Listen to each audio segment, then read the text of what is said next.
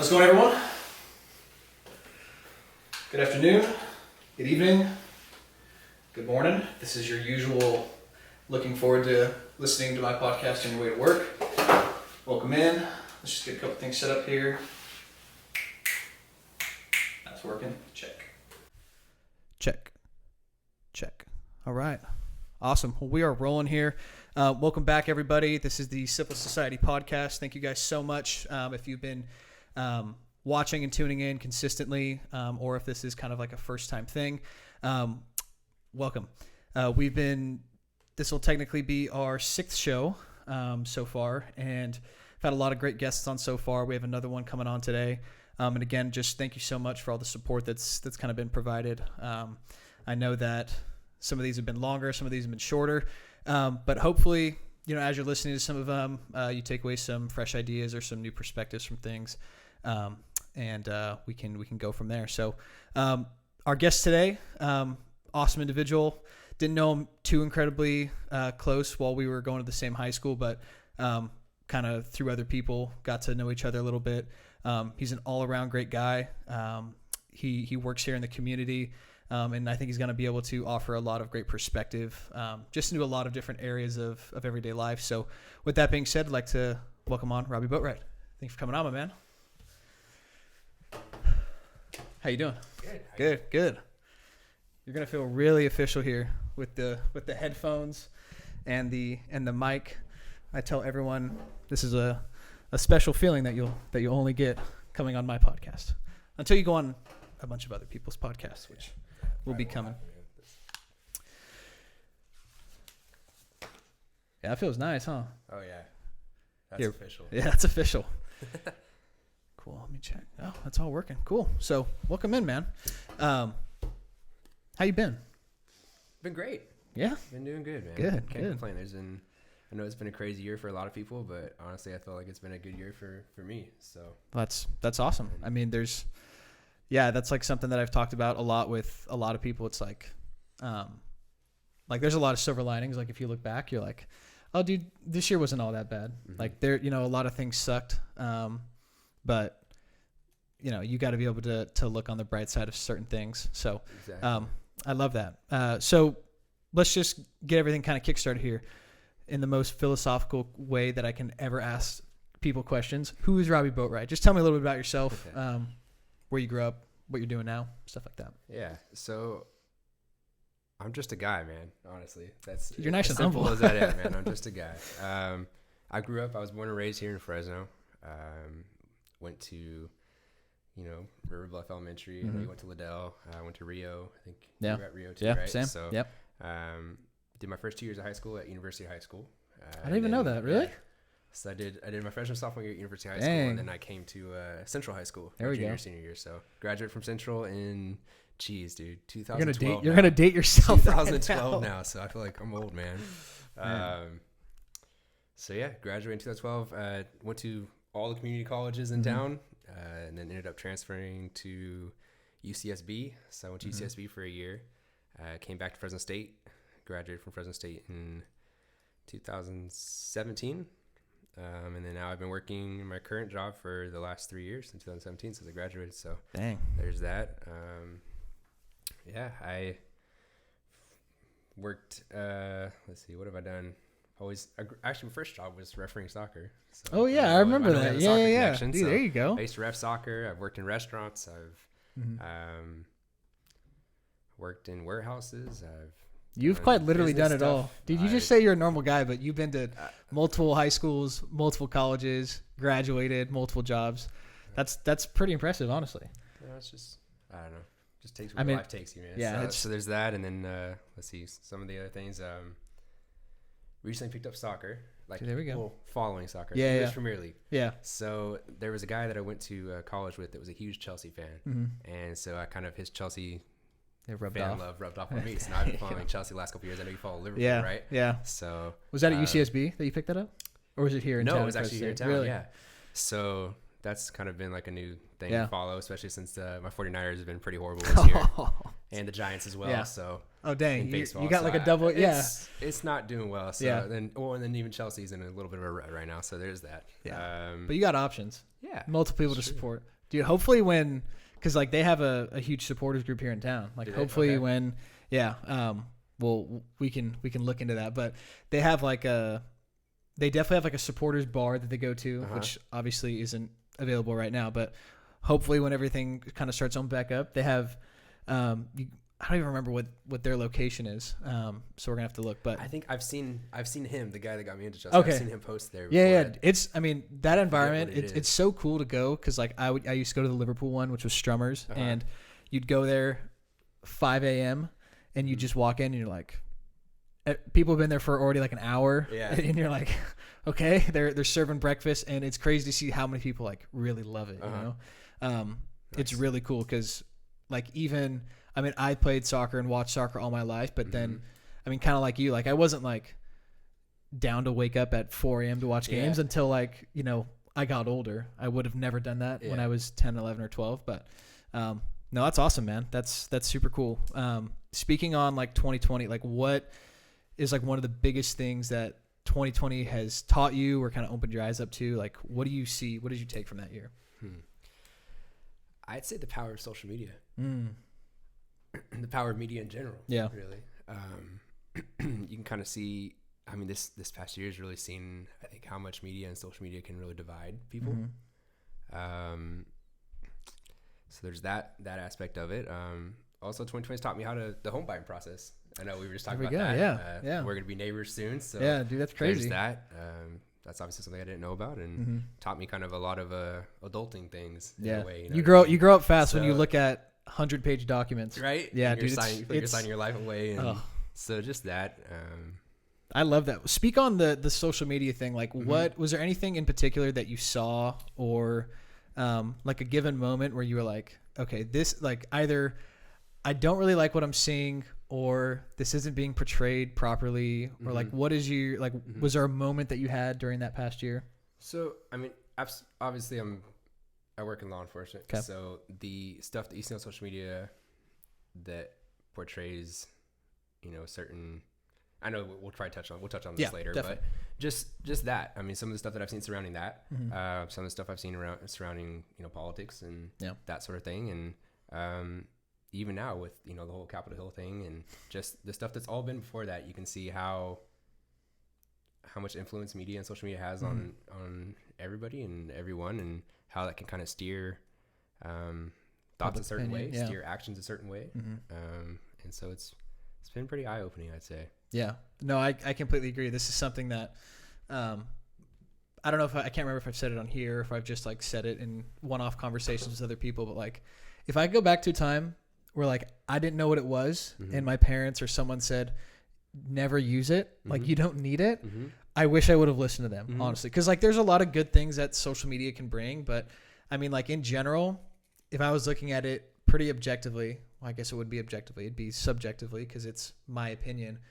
I think there's like I don't see a net positive from it. Like look, like after using it so long, even if I'm looking at something happy, I'm like, have you ever like checked your screen time? Oh, it's horrible. And you're like, 6 hours a day I'm on my phone? You're 7 like, hours? There's like, no way. If you took the amount of time that we all probably spend on a screen and applied that to another degree, towards learning some sort of trade, towards getting some sort of license for something, I mean, who knows? It's so much time, right? Yeah. I mean, even cutting out like an hour a day from that. And I think, you know, to add to that, like the most like worrying things is like, that's exactly what they want. They want you on your phone as much as possible, you know, using their platform, absorbing as much content. And there's like an information overload, I think, at a certain point, which like what you were saying, I don't think it helps because there's so many instances where you look at one news source or one outlet and you read a story, you're like, oh, that's interesting. Well, I think this person is in the wrong and this group is not. And then you read another one, it's on the same exact incident and the facts are wildly different, the facts. And it's like, it's very, very hard to find objective, unbiased like reporting. Exactly. And even when there is, though, I think just people in general, we've been exposed to like that left and right, liberal, conservative narrative, counter narrative thing for so long that even if you do see something that's pure fact, most people are going to be like, ugh, they're biased. Yeah. Dude, they're conservative. No, They're liberal. I'm not going to listen. Like it's stuff like agree. that. So I completely agree. yeah, it's one of those things where, I don't know if it'll ever get better. I'm hopeful because I'm a very hopeful person. So I hope it does, but I think it's going to take like individuals rather than companies to step up and decide to be more honest. Yeah. So I can see that. Definitely. So speaking of, I think we should post it. Yeah, I think we definitely should. So before we really transition here, Robby brought over some fantastic bourbon here. Go ahead and talk about that really quick. And what is this subscription? Because I already know I'm going to get my DMs flooded with the one response saying, "Hey, that thing was interesting. What is it?" If you guys could see the color of this right now, you'd be amazed. So I'll let you pour your out. Yeah. But that's another thing I was going to touch on kind of just stuff I've kind of picked up in the past year was whiskey, or more specifically bourbon. Yeah. I got a subscription or it's called Pour More, is the company Pour More, and they have all different kind of alcohols on there, and you can kind of get a subscription to where they'll send you bottles each month or bi-monthly. There's it's really customizable as far as what you want, but it's cool. It's a neat idea. Yeah. And I think I have like 12 bottles at the house now. So, but it's something that's fun and something to kind of look forward to each month. And then when you meet other people like you, I see you guys got a little collection over there. Little thing there. It's starting. I'm gonna have a lot more now that I start this. Yeah. So when you meet people like that, it's you trade bottles. You have tastings at each other's houses, or or especially when COVID wasn't so prominent, you can do stuff like that. Yeah. But so it's been kind of cool. Something that's kind of just picked up. Dude, that's an awesome thing to pick up because there's been, and I love seeing stories of like people who have picked up things or like started new businesses during this time because. Like you said, like we were just talking about with the whole phone thing and how much you use it. Like, I'm sure people came up with hundreds and hundreds of businesses during this time where they were like, what can I do? Like, what's a new hobby? What's something that I can create? And I think that I said this on an earlier episode. I was saying like, I love that American spirit about people where they're like, okay, I'm bored. Maybe I'm currently unemployed and I can't go back to work for X amount of months. Like, I can just sit on the couch and do nothing, or I can come up with something. So I think you should just become a competitor to this company and start doing your own. And let's do it. We could do it. We could just do a joint venture. We'll put our Cash App in the message notes, and they could just send us. We already have a platform. I already have the platform. So it'll be easy as that. Well, that's good. Well, I like that a lot. That one's smooth. It is really smooth. Yeah. And that's something that I like because I know there's a lot that are like Scotch in particular.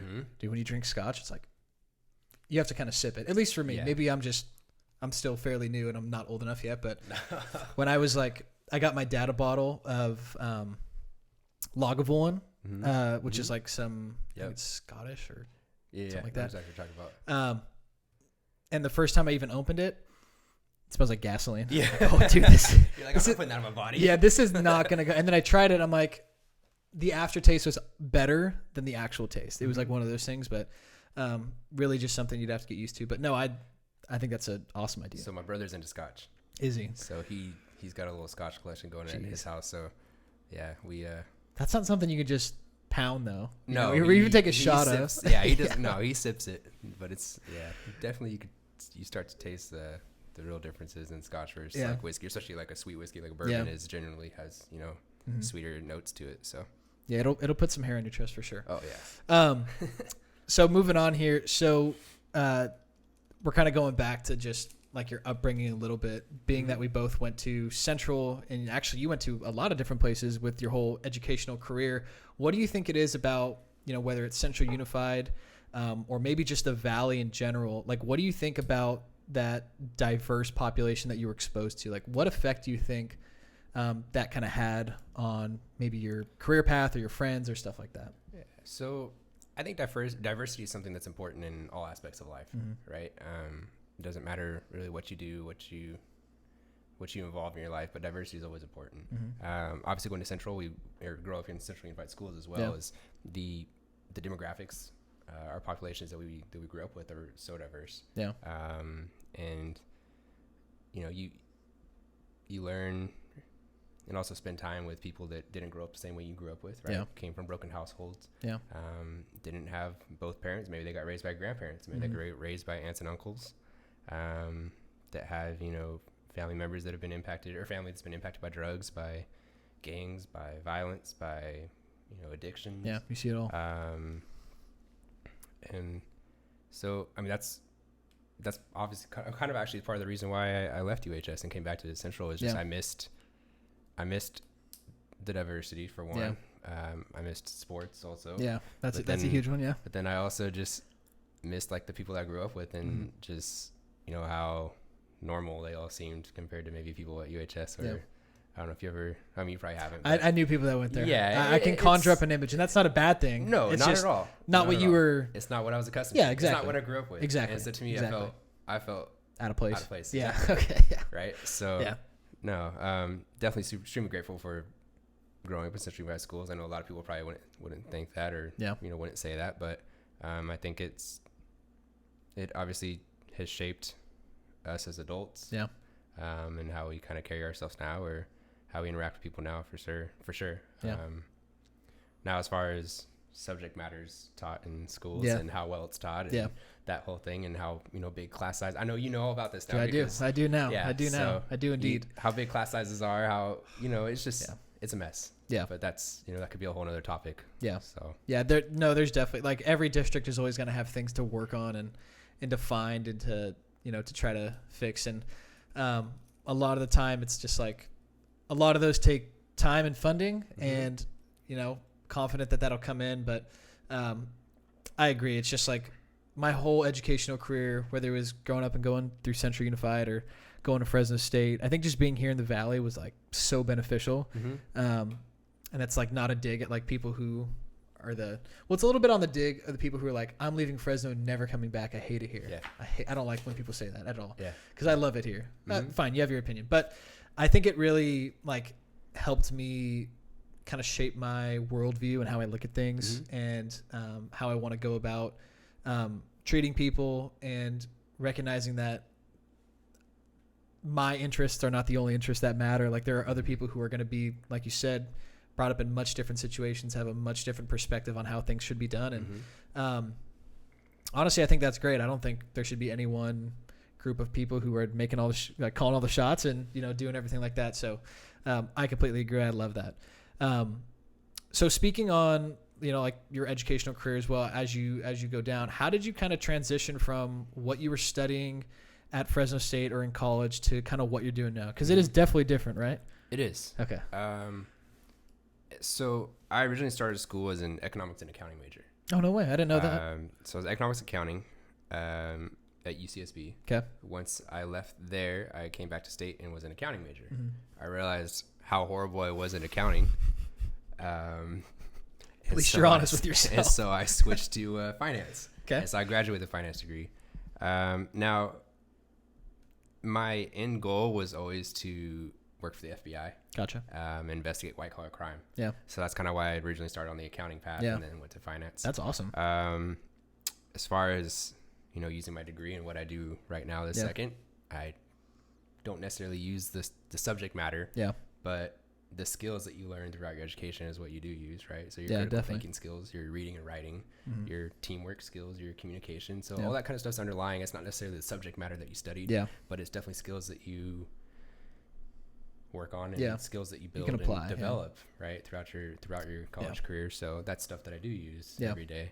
And as far as what I learned in finance and accounting, you could probably throw that kind of stuff from me right now. I wouldn't be able to tackle it, but maybe one day I might get to my end goal, or if that changes or something. But maybe one day I will actually use like the subject matter that I studied. So there's always that. But I agree. I think that's but honestly, like, I think that's so true for so many people. Like, what you learn, at least from like my observations, what your major is and what you learn content wise, maybe in very specific circumstances, it'll directly apply. But like a lot of what most people learn on their first job is like on the job training. Like this is what you're learning as you're going through. And I think that's awesome. I wouldn't like personally, cause I have a lot of thoughts on just like universities and college and everything like that. And, I wish that some of them would, and it'd be like a logistical nightmare, but I wish that like some would have like specialized programs for like specialized professions, which is like what trade schools are. But, cause I think that would help prepare a lot of people. And like, there are several majors where like you graduate and you're like, okay, it's so open. What can I go do? Which could be good and could be bad. Cause that means you can go out and literally do anything. Yeah. Or that kind of like limits what you can really go and do, because maybe what you want to do, you don't even need that degree that you have. It's one of those things. But I didn't even know that you were doing economics and then finance. I thought you were like doing something with engineering for a while. There's nothing like that. Weren't you like building a house at Fresno State? Didn't you do something like that? So okay, what was that for? Because that threw me off. Maybe that's what I was thinking of. I worked for 3 years at State doing like facilities management, purchase ordering for the building materials. Gotcha. So the 3 years I was there, like a lot of the construction or a lot of the like the tradespeople you would see working at the school. Yeah. I was in charge of, or one of the people in charge of procuring the materials that they needed to do that work. Gotcha. So that's maybe where you thought I was. Dude, that's where I thought in construction. Yeah. Because that was, it is kind of construction related. So yeah. I just figured. I did that for 3 years. Okay. Then that's complete news to me, because I just figured like, oh, you know, he was outside. I saw you with all these materials in these buildings. I'm like, he's probably engineering or something like that. Like you're building tiny homes and you're selling them on Amazon and making a fat profit, something like that. I wish. Which is crazy. You can actually do that. In a tiny home? I could never. I could never. This apartment that we're in is probably the lowest. I won't say that. I could go for sure lower, but call it like buying a tiny house and then saying like, all right, this is it. 100 square feet. There's no way. I commend people that could do that, because if you can live in that, then you could live in a mansion. Oh yeah. Could you do that? I don't think I could, man. I know maybe somewhat related is my dad always goes on these rants about these making homes out of like shipping containers. Oh yeah, I've seen that. Have you seen that on like YouTube? And there's TV shows about it, I think, actually. Yeah. So I mean, he's got this like dream someday where he wants to buy 20 acres and put a shipping container house and like build it to where it has like a deck on top and courtyard, and he's got all. He could just do I mean, with all the 20 acres, you could do like a whole hotel scene. Yeah. You can make your own little town. You could. That honestly, like way off topic, but that is something that I could definitely see like a very particular niche for. Like you get people coming in from all over the country, like, oh dude, we're going to Fresno. What are you doing there? Yeah. Oh, Robby Boatright's dad? Yeah, he just built an entire village out of shipping containers. Yeah. Like that'd be something that people would come spend $1,000 a night to hang out. Breakfast. We're revealing way too many ideas. I can't even post this now. I feel like we're gonna have some good talks when we become neighbors. Exactly. So maybe we could just put one of those as like a partition between our houses. Maybe we could just buy a lot from Tesoro and just say, "Don't build on it. Yeah, we got it. We're fine." I'm sure they would love us changing the aesthetic of that whole community. We'd make it tie in somehow. We'd add some pampas grass or something out in front. Yeah. No, that's awesome, man. So as you were kind of getting into that, so you mentioned that, what you graduated with and what you're doing in college isn't, you apply some of this stuff, but it's not like for like what you're doing currently. So you mentioned that you're now in law enforcement. What was like the driving motivation behind that for you? Like what was the reason? Was that something that was on your mind before, or was that something that you kind of felt that you wanted to pursue later on in life? So I know my goal was federal law enforcement. Yeah. I didn't get into federal law enforcement agencies right out of college. So I started looking at, okay, what ways can I do what can I do to get to there? Yeah. Right? What can I do to make myself a better applicant at another time period? And so local law enforcement was that one of those options.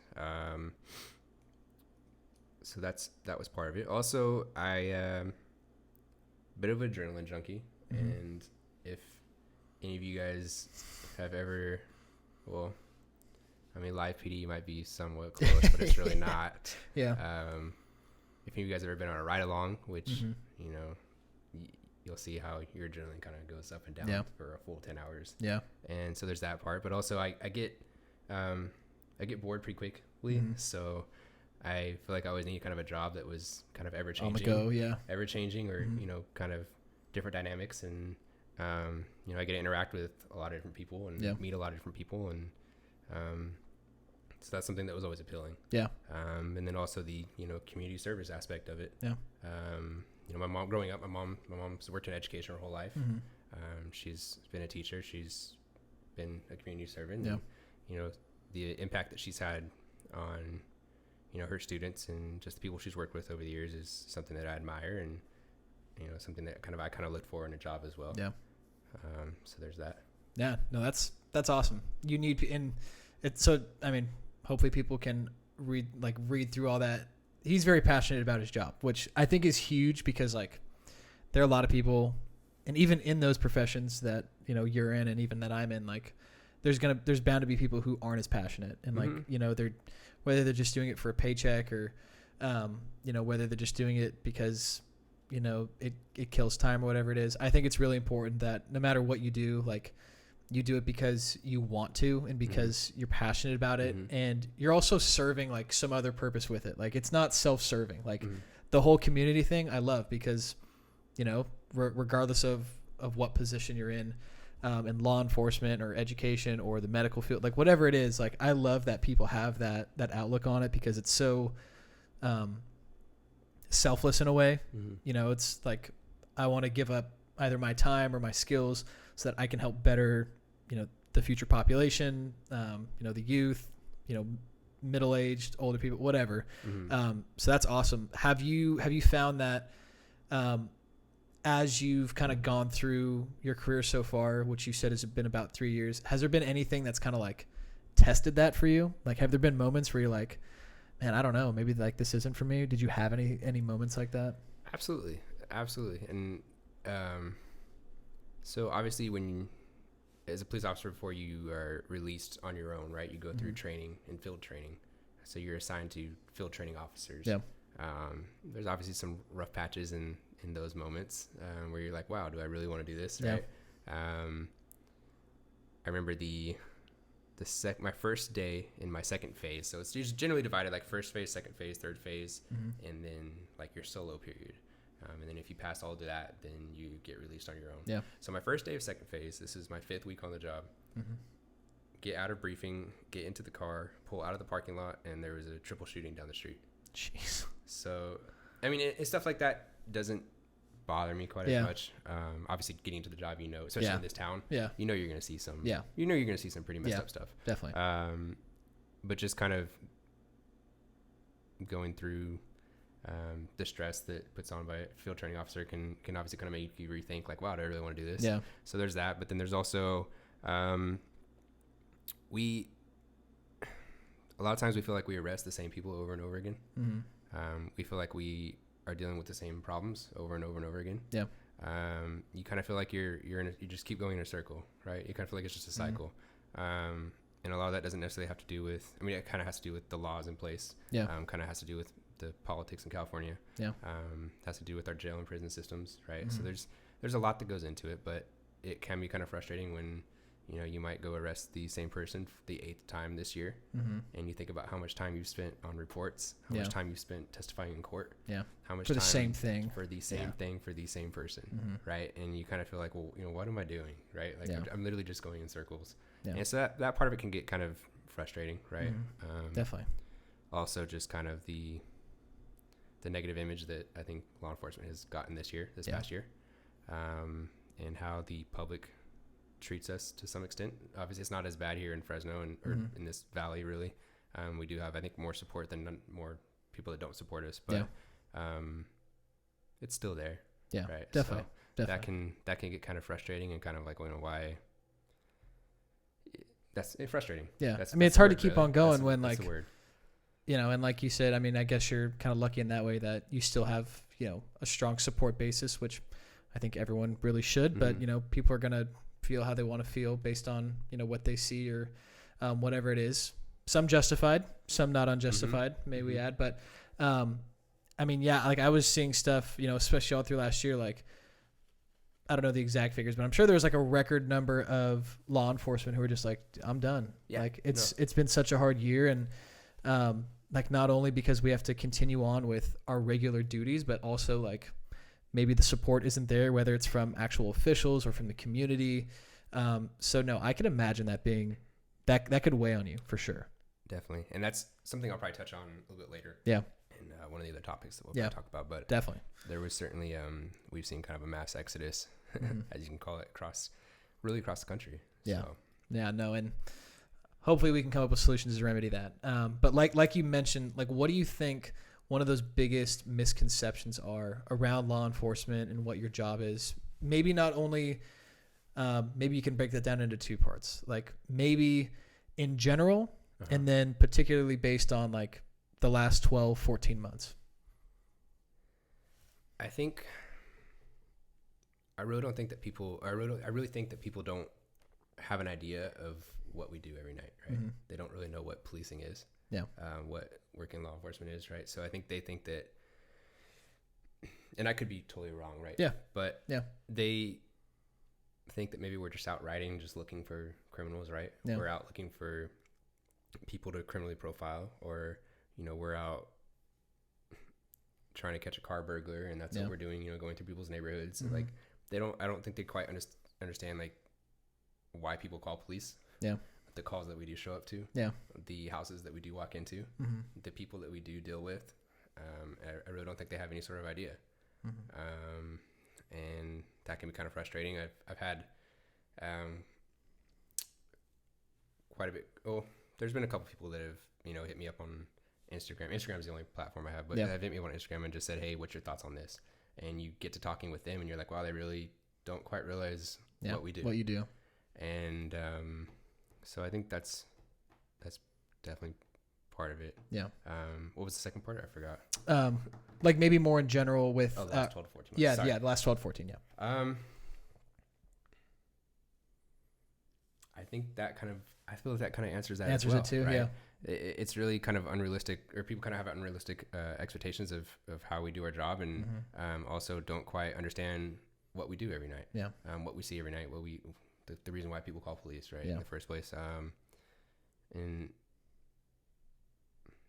maybe also, I mean, kind of out of touch with reality. Yeah. I think is kind of a phrase that I've used a lot when I talk like to friends and family. It's just, it seems like a lot of people kind of just out of touch with reality. Mm-hmm. They have these ideas of what kind of a perfect society or perfect world operates in or looks like. And when it comes to policing, it's so dynamic, and there's so many changes that are ever changing situations, and decisions that have to be made in real split seconds. And it's not something that I think that can necessarily fall in line with that, you know, perfect perception of what it should be. Yeah. You know? Yeah, definitely. And a big part of that is because there's the human element. Yeah. Right. You can never quite predict what a human's going to do. Exactly. So exactly. I think that goes into it. Yeah, no, I think, I mean, there's just so much. I think you're right. Not everyone, but there are definitely people who look at things like in black and white when obviously the world's very gray. Like there's so much that you're like, on paper, yeah, that's exactly what he should have done. Like, and he didn't do that. But in reality, you didn't take into consideration X, Y, and Z. Exactly. And it's like you said, that human element, and it's so hard. You know, you guys have an impossible job of having to, not impossible, but very difficult to like communicate like how certain decisions were made. Right. And, you know, I think a net positive, and I think we're going to get into this as well. Like, I think, and maybe I'm just speculating, but I'm thinking that a lot of departments and law enforcement agencies across the country, they're probably reevaluating like what it means to be transparent. And maybe that's a stretch. I don't know. Maybe you could speak on that a bit, but like, I feel like just because of everything, like you look at things and you want to be extra careful to show all the steps that were taken. You want to show, you know, all the dash cam footage, all the body cam footage, all the reporting and the documentation. Because, you know, even if you're 100% in the clear, you did everything that you're supposed to, you know, but if you're missing one little element to that, you know, that could be where people call you out. So, do you have any thoughts on that? Like, is that something that you feel like? No, absolutely. I think you're spot on. And, you know, what's part of that too is that, that one thing that you might be missing can either lose your life, cause you to lose your life. It can cause somebody else's life to be gone. It can put you into a federal prison. Yeah. It can get you fired from your job. It can, I mean, you can lose everything. Mm-hmm. And that's, you know, the like stakes that it's, you know, the job brings, you know. I don't know. I was trying to put that in a better way, but no, that's I couldn't figure out how to say that. But, you know, it comes with the job. Definitely. Right? But definitely. So looking at that then, like as we were touching on those things and how you kind of look at those misconceptions and, you know, maybe just what people, they don't see the whole picture. mm-hmm. Taking off your hat as a law enforcement, someone who serves in law enforcement, and putting like on your civilian hat. Mm-hmm. Did anything stand out to you from, and we don't even have to touch on them specific because there's not only a lot of them, but there's a lot of specifics. Like, was there anything that you saw, like just what were your feelings towards some of the major events that we saw happen last year, mainly as a civilian? Because I know you probably analyzed it as both. You had like an objective emotional, you had an objective look as, you know, I'm a law enforcement agent and I know, you know, probably this is what they should have done or not have done. And now I'm a civilian and I can look at this like as if I wasn't a law enforcement agent and I was just watching it on the TV with my kids. So I know we kind of briefly touched on this outside is, I really don't watch the news. Yeah. A lot of the major incidents that, you know, probably the viewers have in mind, or that you're probably thinking of, I honestly haven't taken a look at. And I wouldn't want to comment on it without doing my own research, right? Definitely. And so I think a lot of times though, like we see just very short clips. We don't see a whole entire picture of something, right? So it's difficult because you don't know what information is there, what information that officer had. You don't know, you know, what information was being communicated to dispatch. You don't know what they observed before maybe the camera turned on. You don't know what they observed. Well, you don't even really know what they're seeing. You're seeing a camera that's either on their chest or on their shoulder most times, right? Or you're seeing a camera that's on a vehicle. You're not. Do those automatically turn on, or do you have to like manually click those? So my department's they're always in like a standby mode. Gotcha. And then you activate it when you're contacting somebody. Gotcha. Okay. And then it will click on, you know, however many seconds. It afterwards. But it's always there. And they can always pull from it, I think, even if you don't activate even if it's it. Not. Okay. So it's probably just always going. It's always. Okay. It's always on. You don't know, you know, has that officer had prior contacts with that specific person? What are their prior experiences in that particular area? What are their what's their training like?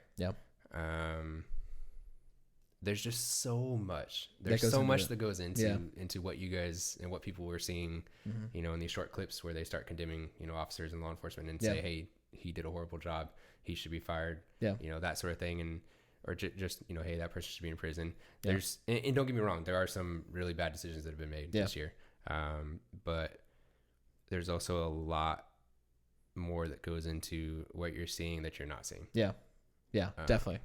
And I think that's a great point, and I respect you for not wanting to just, without knowing a whole lot, just go off on a tangent on it. So, but I think you're spot on, and that's like not to take away from any of the events that happened and say that some of those actions obviously were, because I don't know if you reviewed them as a department or in your agency. Like, I think even in the general public eye, I think like 99% of people would say certain actions in certain cases, like, we can't get behind that. Like there's a lot, and I'll go out on a limb and say like all of your fellow colleagues would probably say the same, seeing certain actions. Like, I'll just put one out. The George Floyd incident, right? Looking at that, hearing from, I don't know, you don't watch the news a ton, but when that was like obviously major headline news, you probably had at least heard it and maybe reviewed it. Obviously.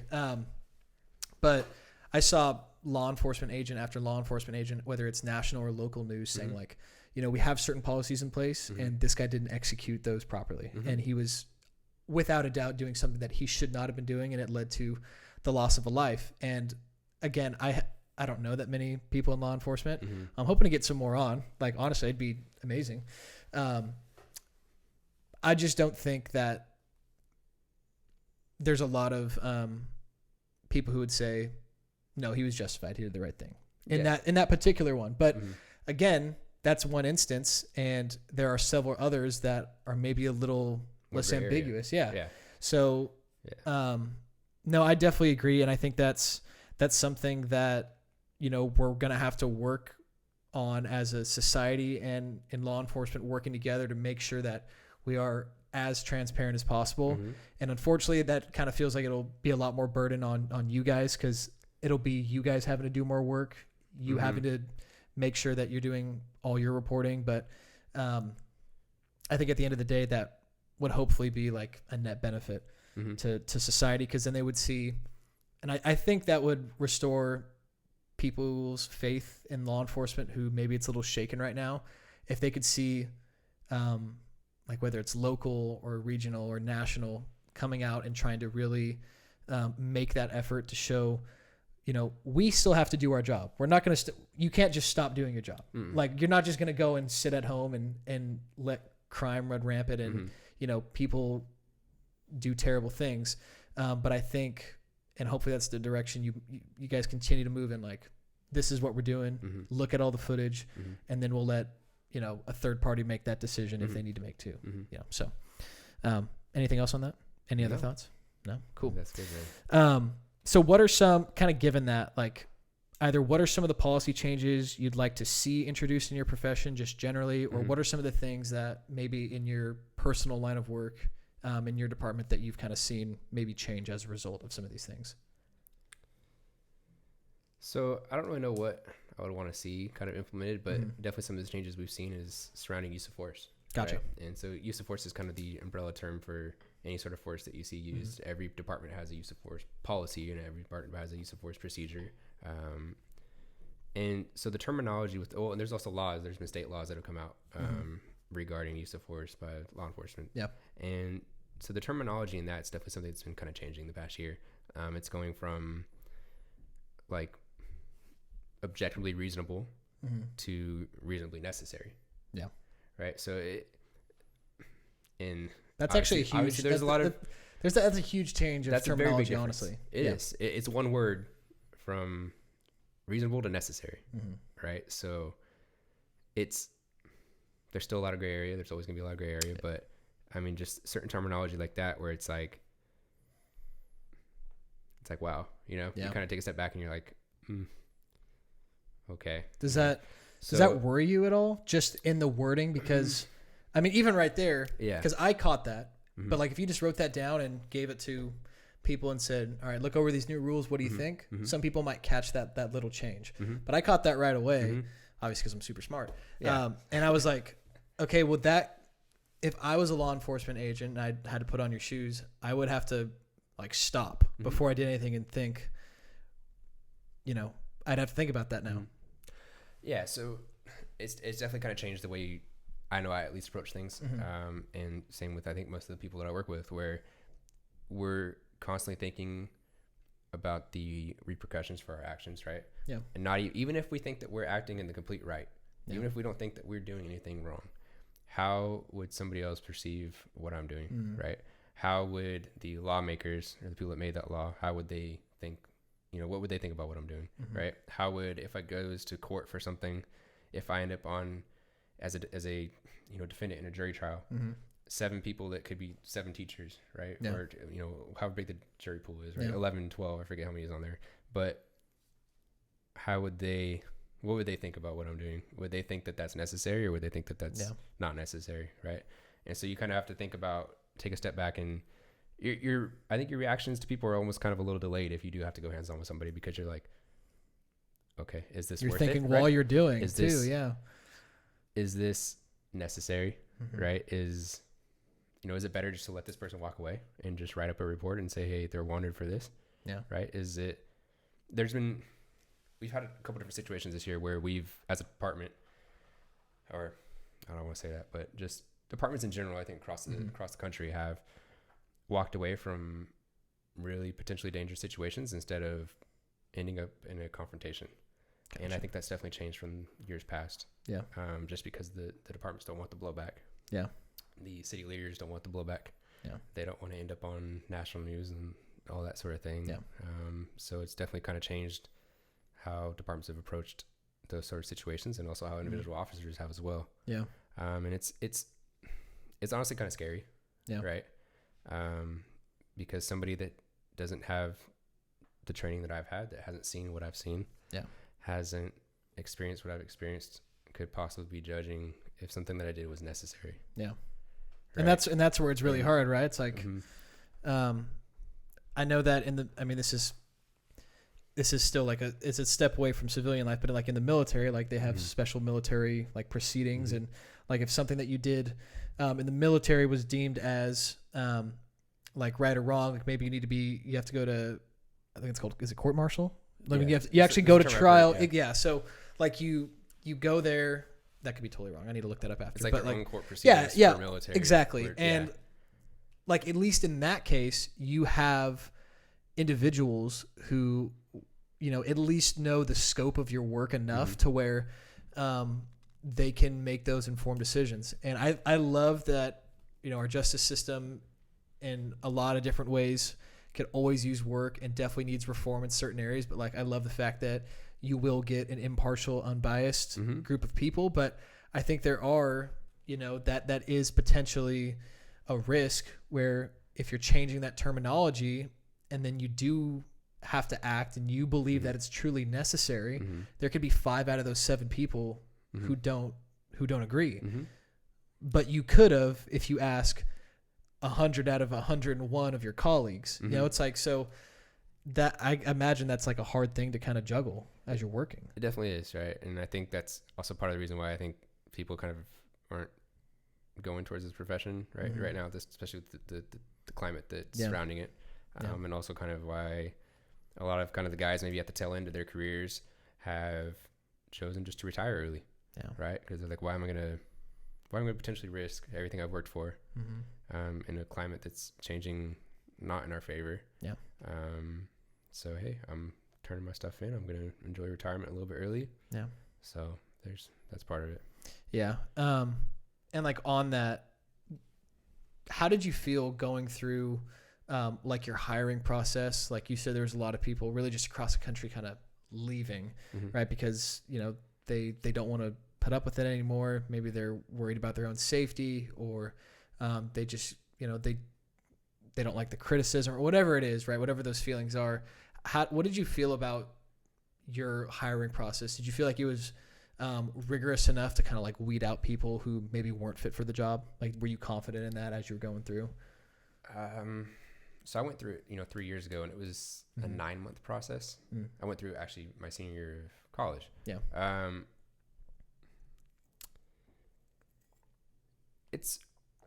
I wouldn't say it's that rigorous, right, to get hired. I really think that you could get some people that probably don't belong in the career can't get hired. But I think where they get weeded out is that kind of first year on the job, or especially through on the job training, where you can clearly see, okay, this person is not right. And then we lose a ton of new officers because of that field training and in their first year, right, when they're still, because our probationary period is like 18 months long. So I mean, within those 18 months, they can just say, hey, you're not working out, bye. And so I don't think necessarily to get hired it's that tough.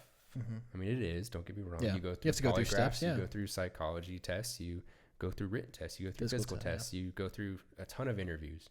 But I think you can definitely slip through, but once you get to actually doing the job and you're doing your on-the-job training, you really can tell that, hey, this person's not right, and then they get weeded out.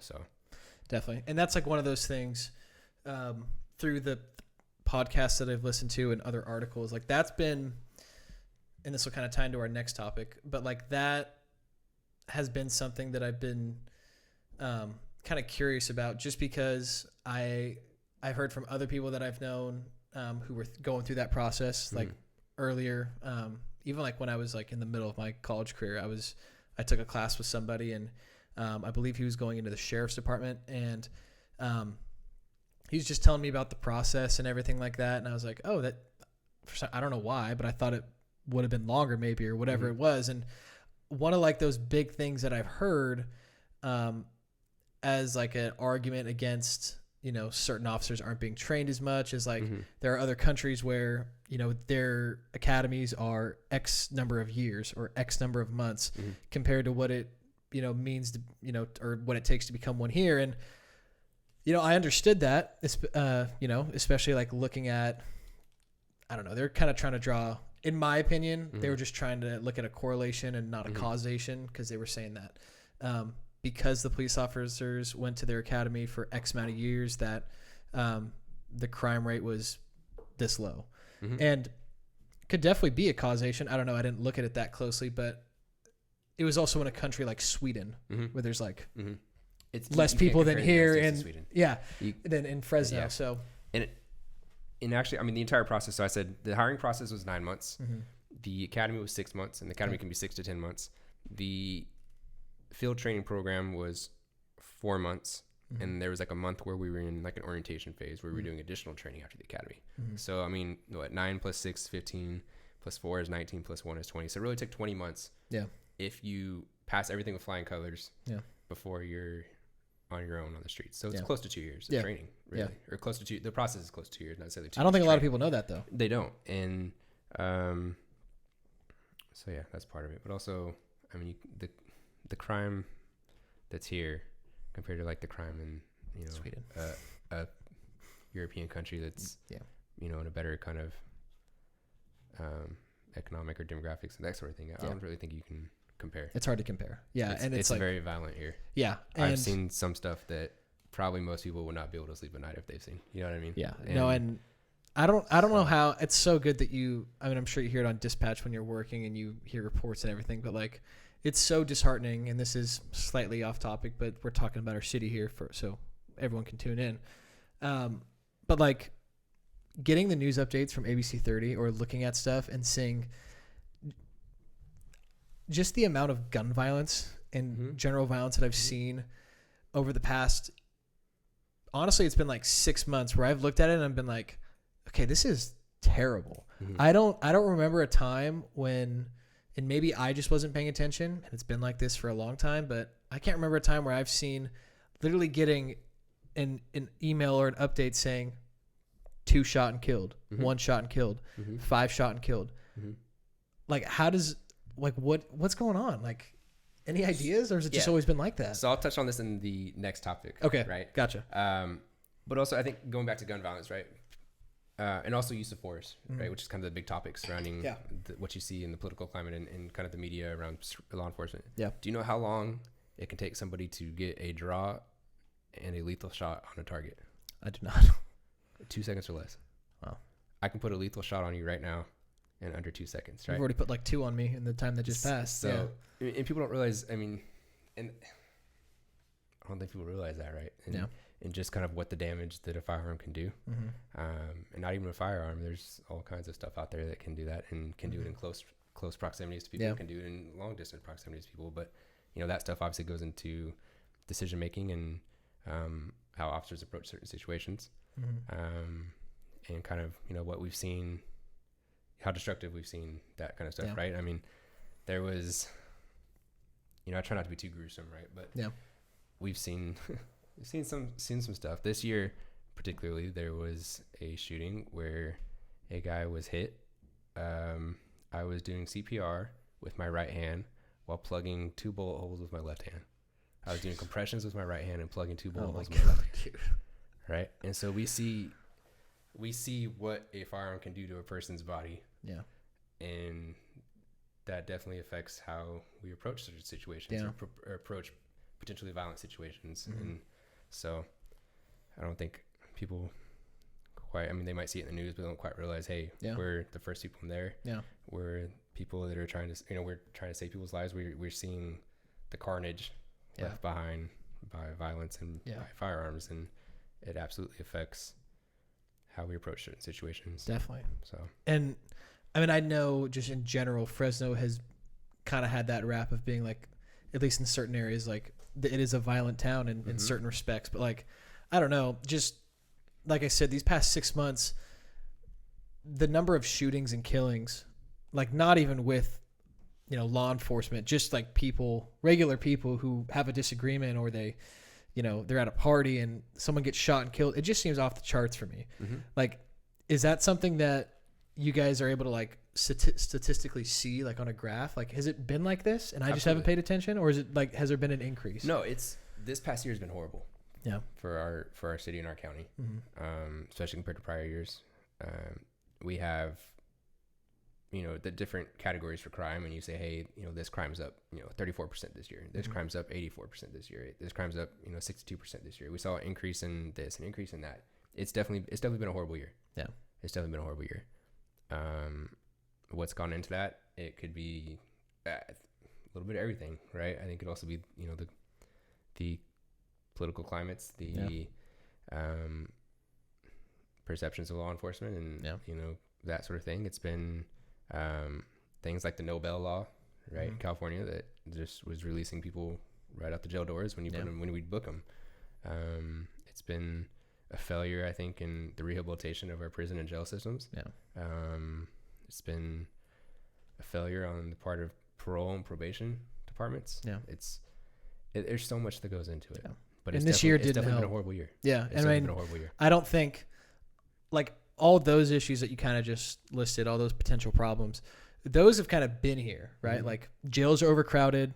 There's private prisons, right? The rehabilitation isn't that great. The recidivism rate is so high. And then compounded, you have people are unemployed at a record rate. People are barely scraping by. People are at home more with their spouses or children more than ever. Tensions are high. Like, the divorce rate was crazy. Like, I think all of that added onto a situation where, you already are prone to having those issues or having that violence. Like, it just has to be a nightmare. Like, it's disheartening when I see it on my phone. So I couldn't even imagine going out and witnessing it, in person. So, kind of on that, right, looking at that, and this is like just a very straightforward question. And it's, it's looking at, a big kind of topic of conversation. Do you think we should increase or decrease funding into law enforcement and this is going to be impossible, and people probably listening will probably be like, oh, he still kept his law enforcement hat on, but take it off. Look, as a civilian, even if you weren't law enforcement, what do you kind of think about that?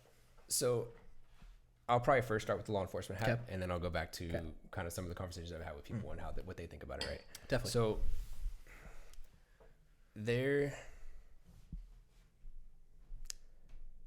this whole past year I've worked, actually you could say the whole 3 years. Yeah. There has never been one time where I've logged on for work and there has not been a call for service holding. So when somebody calls police, it generates what's called a call for service. That call for service then is implemented into our computer system, and it's holding, right? It's holding for a police response. There's never been one time in probably the 3 years that I've worked here, there's been 0 calls holding when I've logged on. There's been times where there's been over 200 calls holding when I've logged on. Which means like 200 people need police assistance. 200 people that have called 911 or called police, and the police officer has not talked to them. Get there, has not got there yet, right? Think about, a lot of people don't realize, they think that, and this is true, right? The reason why they're calling at that specific time, it means that, like, it's like the most important thing to them at that particular time, right? They don't understand that there's different levels to crime. Course. There's different levels to calls for service. Yeah. Like, if your cat's stuck in a tree, like, which obviously I don't think, some people definitely would call, but like a police officer hopefully wouldn't come out, or maybe they would, but like in Clovis they might. In Clovis they might, yeah. Well, I shouldn't have said that, but Well, they may. But like, that is not taking as high as priority as someone's in my house. Like, but still, that person that calls thinks that reason why they called is the top priority. Is the top priority, right? And so think about, there's times where we don't even get to, like, we log on, there's 150 calls holding, we don't even make a dent in that 150, because just because we log on doesn't mean that new calls aren't coming out. Yeah. Right. So, and then think about, like, when we do finally get to those calls that have been holding, there's been times where I've showed up at people's houses 2 weeks after they called, a week and a half after they called, 4 or 5 days after they called, 3 days after they called, 4 hours after they called for something that was really like a life-threatening emergency. Yeah. And then you think about do you think they're happy when we get there 4 days later? No. Do you think they're happy when we call them 2 weeks after they called? Right? They're pissed. Yeah. They're upset generally, right? A lot of them don't understand that, hey, there's so much more going on I'm not saying that what you called is not important, but I'm sorry it took us this long to get there. And you think about what that does for our perception as a in this county, in the city, and then also kind of overall. Do you think that helps ease tensions? Do you think it helps our favor when it comes to voting, propositions, that sort of stuff? Yeah. And it doesn't. My particular department has like budgeting, I think, for like 830 officers. We currently have like 780, right? Oh, so you're losing out on a lot of people potentially. We're down about 50 or so. Wow. Right. That number is only going to projected to increase. Because there's, we're not able to hire enough from academies or get enough to come work for us. A lot of the guys that are close to retirement are leaving, right? So, I mean, there's that aspect of it. The calls for service, right, is what our primary goal is on patrol, and those don't get handled. And so I think that more officers can help that? Absolutely. Yeah. Absolutely, right? Just logically. Would you rather have, just pure numbers. Like you can take, 2 officers are going to get more work done than 1 officer. Yeah. Right. And that's in any field, any way you want to put that. Yeah. So absolutely do I think that an increase in funding would be beneficial. Absolutely. Yeah, but I also understand, like, I've had conversations, people say, well, look at the crime rates right now. Look at the violence that's there right now. Police aren't doing anything that's able to curb that, right? It's gotten worse. It's always there, right? Yeah. So why not put that money into like some sort of community programs, or why not put that money into some sort of, like rehabilitation thing for people that are coming out of jail, some sort of, housing for people that are on the streets that cause crime, and I get that aspect, but it's like, and I don't think they're wrong, right? Yeah. I understand that, but like, where's that balance? Yeah. Right. And I don't know if anybody really has the answer for that. Yeah. I think it's going to be trial and error, like until you find it, but I just don't. What I worry about, like, and these are just my thoughts as I've listened to a lot of people, like, you only have so much money. Well, actually, the U.S. government just prints money like it's nobody's business, so I shouldn't say that. But on like a more serious note, like, I would love to see some of those things happen. Like, I would love to, if we had, the budget to hire extra social workers and they took some of those calls where people were maybe just in like a mental health distress, or they just needed support with something, or, their abusive spouse just left and like they just need someone there. Like, I would love that. Like, I think that'd be amazing. But I think one of the truly the most dangerous statements that I've really heard people make is like, we're going to dismantle the police department entirely, the law enforcement agency in this town entirely, and we're going to replace it with something that A, has never really been tested on a large scale, and B, put quite simply, in my opinion, you're always going to have crime. You're always going to have people that are going to break the law. And you need to have a system in place where people who are trained and ready to respond to that are able to do so. And let's say it came out in 5 years, they did a special study in some, alternate universe where, social workers who came out, they lowered crime and there was no need for the police department anymore. And it was complete, accurate data, and it could apply. Fair enough. But I am never, ever, ever for anything without seeing like raw data in front of me showing that this could work. I just think it's dangerous just to jump into something and assume it's going to work just because you're putting a lot of money behind it and a lot of hope behind it. Because the reality is, I mean, you see it every day. There are people who don't care about that. There are people who break the law consistently and are dangerous and are violent. And what do you do about that? What if you're at home and someone comes in? What is a social worker going to do that can protect you? So that's just my 2 cents on that. But no, I agree. There's people that I have had conversations with that would see you with a chain on your neck, would walk up to you, say, I want that chain. You say, no, it's mine. They will beat you, shoot you, and take that chain. Which is why I don't have a chain. Like, that's like, there's people that psychologically, that's how they think. Yeah. Right. There's no concept of repercussions for their actions, right? There's no concept of, hey, I'm gonna do this is gonna get me in trouble. Yeah. Or maybe there is, and they really just don't care. Yeah. Like, there are some really messed up people out there. Yeah. And violent people, right? I mean, just this year we had This past year, sorry. This past year we had over 700 shootings. That sounds like a huge amount. 365 days in a year, right? Yeah. That's more than, that's almost 2 shootings a night.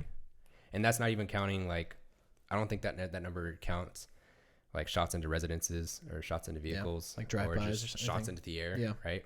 So, I mean, that number could easily be 1,500 to 2,000 if they counted all that. And what, I think like 74 homicides last year. But I forget where I was trying to go with this, but so on the mental health side, the mental health has kind of been like a really big topic, and people's kind of attack onto, you know, law enforcement budget and that sort of thing. And all the mental health calls that we do go to a lot of mental health calls. Yes, I can imagine. We go to a lot. We have, my particular department has mental health clinicians who aren't part of the police department who do assist us, right? Yeah. But there has never been one time where those mental health clinicians have gone to a call involving mental health by themselves. Yeah. Right? Because they want us there to essentially secure a scene, to make sure that it's safe, to be there for them if they need us, right? Because they feel safer if we're there. Yeah. Mental health calls, people that are dealing with mental illness can oftentimes be very unpredictable, right? And so there's never going to be a time, I don't think, or never a period of time where law enforcement officers are going to stop altogether going to mental health calls. Yeah. As far as us going, you know, approaching the call, you know, just by ourselves or without resources, you know, that's what mental health conditions, that's why, you know, we kind of have that aspect which works with us. And so there's that. But, you know, people saying, you know, all the mental health calls, it's, you know, makes up 60% of your calls for service. And so, you know, we're going to take officers away from you because we're just going to employ social workers and mental health clinicians to go deal with that. And it's like, those people don't want to go to those calls without us there. Yeah. I mean, and that was just my thought. Like, that's a fantastic example. You know, you have someone who does go and someone is there that could become violent. They do not want to be there by themselves. And I think like you'd be very hard pressed to find, like a great group of people. Like, say you scrapped law enforcement in a town, you replaced it with just social workers who responded to those calls, or at least a good majority of them. Maybe you still had some aspect of the law enforcement. What happens when you go to a scene that was supposed to be safe and secure, and then because things can change immediately, it changes. And then you're in a situation where, you know, you don't have enough officers to help them and support them and help secure a site, and they're there by themselves. I just think it's, I don't know. I've heard a lot of arguments on both sides. I'm all for, I think we, like you said, just pure logic and numbers. The more police officers you have, right, the better that they can take those calls and get to people sooner. And I think a lot of that, you know, I don't know what your typical training is like, but I did hear like national figures when I was listening to, do you know who Jocko Willink is? I've heard the name. He's this bald Navy SEAL guy who's just jacked, wakes up at like 4 a.m. every morning. He's insane. But he's like, I think, you know, by and large, they need more funding and their training needs to be much, much more. Right. And I don't know, you don't have to necessarily comment on that, but so they said that they were a good majority of them, even though they went through their full training, like the training wasn't consistent enough, and there could be a lot more done in terms of like they need to dedicate X amount of their yearly minutes or time to training so that they can be better prepared. But that you can't do that without money. Yeah, you're not going to do that by decreasing funding for police officers, right? You're not going to do that by decreasing the amount of officers on the street, right? So, but no, I definitely agree. I would love to go to more trainings. Yeah. I love going to trainings. I've been to several, you know, over the past couple of years, and I love going to them. Yeah. But it's, you know, there's a balance. Yeah. It's always a balance. They have to find a balance, and where that's at, I don't know. Right. Yeah. But, so like, I mean, going on to one of these final topics, like, do you have any ideas just in like a very optimistic way that you think that we can kind of help repair the perception and relationship between, law enforcement and the civilian population? Because trust me, I know. In fact, I was just talking to someone yesterday when I was working out, and I forget what the actual guy's name was, but or at least his relative who's in law enforcement. He said almost every single call it goes to, especially in like a rough part of town, they are so happy to see them. They are so happy to see a law enforcement, for the most part, show up because like they know that they're now going to be safe, right? And they're going to be protected. But what do you think that we can do in order to kind of amend maybe just like the general image of the law enforcement agencies in the country? So I think this kind of goes back to, I think one of the first topics we talked about, where I talked about kind of the effect and the influence of social media and media in general. Yeah. There's so much more that I think departments, I mean, I'm sure there are some departments that do it well, but there's so much more that departments can do on that sort of stage that can really, I mean, because think about it, every person has social media, right? Our grandmothers have social media, and it reaches such a big audience that there's so much more that I think departments can be doing on social media to really kind of, I mean, the buzzword that's used a lot is humanizing the badge, right? Showing that police officers, we wear this uniform, sure we have a firearm on our hip, sure we drive cars, lights, and sirens, but at the end of the day, we're human. Yeah, and you take that off, and you become the civilian when you take that off. Yeah. And so I think there's so much more that social media can do and departments can do via that can kind of reach audiences, but also kind of something that you touched on earlier is the transparency of the job, right? The transparency of calls that are, could be critiqued and kind of our critical incidents, right? That goes into it too. And I think a lot of departments kind of have come out and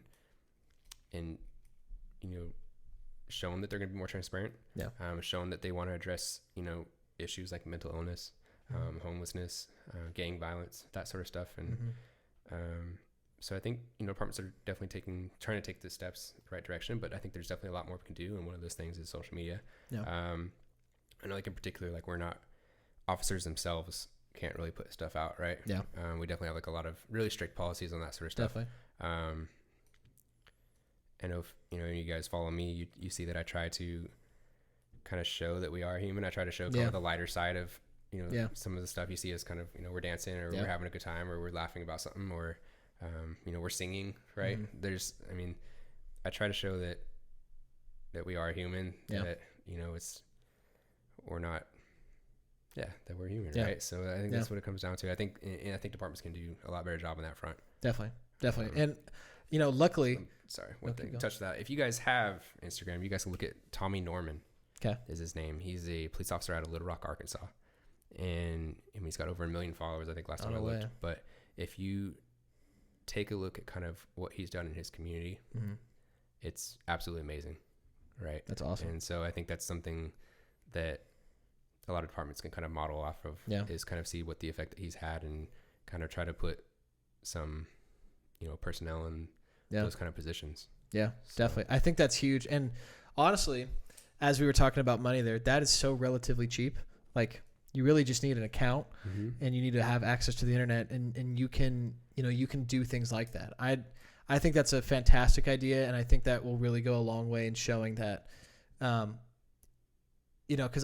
you guys do so much, I think in wanting to, in actually supporting the community and showing, that you want to do things like that. But I think like taking that step and utilizing social media to your advantage where so many people use it, especially the youth. Cause like, for the most part, we can rely on the fact that, or hopefully rely on the fact that older adults, they can rely on their logic and hopefully make informed decisions based on what they see, on whatever that may be. But the youth, they're so much more impressionable.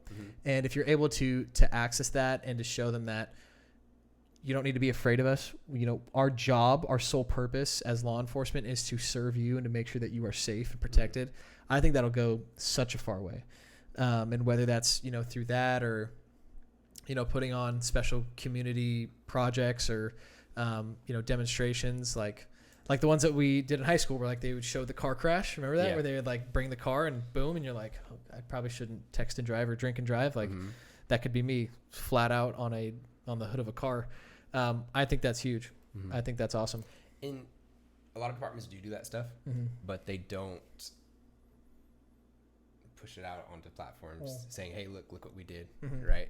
And I understand that because they're not trying to say, like, they're not just doing it for the clout, right? Yeah. Or, I don't know, better way to say that. That's a great word to use. They're not doing it for the clout. Yeah. Right. But I think they're missing out by not kind of taking advantage of that and pushing out, because our department, my particular department, and a lot of departments do a ton of work in the communities, but it's not stuff that everybody sees. Yeah. You know? Yeah. But I think that it should be stuff that everybody sees. Yeah. I think if you guys just put out one super good meme, like one like hilarious meme that everyone could get behind, and like maybe it's like making fun of like another city that we don't like, it would be fantastic. I see some departments do like TikTok challenges and stuff. So I mean, like just stuff 20,000 retweets, it'd be insane. But yeah, no, I fully agree. I think that's a fantastic idea, and I think that's definitely going to be one of those keys in order to, you know, amend that relationship going forward. So definitely, I mean, if anybody has any input on that, on how we can try to amend that relationship, please let us know. Please let Robby know. That's reasonable, and you know. Like, you're not going to put on any weird outfits. Yeah. In most cases. But so where do you kind of see our country going just in general in the next like 5-10 years? What do you see? What are you hopeful for? Things like that. Wow. So this past year, I think, has done a lot of damage, and it's going to definitely take a lot of cooperation from a lot of different people that have a lot of different views. I think really to kind of move this country in the right direction. Yeah. Now, kind of like on a smaller scale, but like I don't know. I don't really get too caught up in politics and that sort of stuff. So you shouldn't. It's bad. I'm not going to answer it on that maybe that stage, because there's not really much info that I could probably give to that. Or, you know, hey, I look, you know, hopefully in the next 5-10 years, I hope to see this and this and that, and you know, maybe spout out some numbers or something. But I just try to control what I can control, right? And don't try to worry myself with things that are outside of my control. And I think a lot of that has to do with how happy you are in life, right? And I think being happy in life is definitely a personal decision. It's a decision every day to say, hey, you know, I'm happy with where I'm at. I'm happy with what I have. I'm happy with how my family is. I'm happy to be healthy, you know, and that sort of stuff. And so I kind of just maybe try to take the next 5 to 10 years and just be happy for what you do have and happy for where you are at. If you don't like where you're at, if you don't like what you're doing, then put some work in. Yeah. Right. Yeah. So, I really don't try to concern myself with stuff that's outside of my control, and that's good. Just what I can control, I do try to control and try to have a positive impact moving forward. Yeah. No, I think that's a very stoic and great way to look at it. Because in general, I kind of hold, you know, for the most part, that same belief. Like a lot of, you know, it's great. I'm a classic like overthinker, and like I plan, like I'm a classic like this is what I want to do in the next 5 years and then 10 years, but I think there's so much to be said about just living in the moment and doing what you can to be happy and to provide for your family and to, you know, work hard and enjoy what you do. And if something in your life isn't going the way you want it to, you can go and change that. Exactly. And you may not think you can, but you need to go out and try and change that, because at the end of the day, like, that's your life. And if you want to do something different, go out and do something different. The worst that can happen is that you fail and you're back at the you know, at the starting point. But I bet you'll learn something in that failure. Oh, definitely. Right? And then maybe you get a little farther next time, and then you just continue to build on that. So, no, I think that's awesome. I think those are some great thoughts. Do you have anything else that you wanted to add? Anything at all? It's been a lot of fun. Yeah. I really think I'm looking at the time and how much we've been talking. Dude, an hour. I really didn't think we'd be talking for that long. It's almost an hour and 20 minutes. Yeah. No, it's, I appreciate you giving me this platform and definitely having me on. I know Tab and I look forward to you guys being our neighbors soon. Yeah, I know. We're going to have the whole community out there. Yeah, maybe we do a group podcast one time. Dude, we should, yeah. I would love to come back on, or maybe we just do a podcast where all we drink are just whiskey juice, right? Exactly. And we don't talk anything about like the 20 that you bring, and we just set them up right there. Yeah, it'd be sick. It'd be sick. Just straight decoration, huh? Yeah. But, no, thank you. It's been fun. Dude, not a problem. It has been fun. So. It's been great. So yeah, that'll kind of wrap it up, everybody. Thank you all so much for tuning in. Again, we'll make sure that we have all the links and everything posted. This will be when this is live. Again, this is the Civil Society Podcast. We are on YouTube, Apple, Spotify, literally all of them. So thank you all so much for tuning in, and we will see you next time. Thank you. Dude, nice. Cool, bro. That was good. That was good, huh? Yeah. I like that. I can't wait to release that. That wasn't that hard. No. I mean, I feel like I kind of realized that when I start talking, like I feel like I branch off in a lot of different directions. Yeah, that's fine. You kept bringing it back to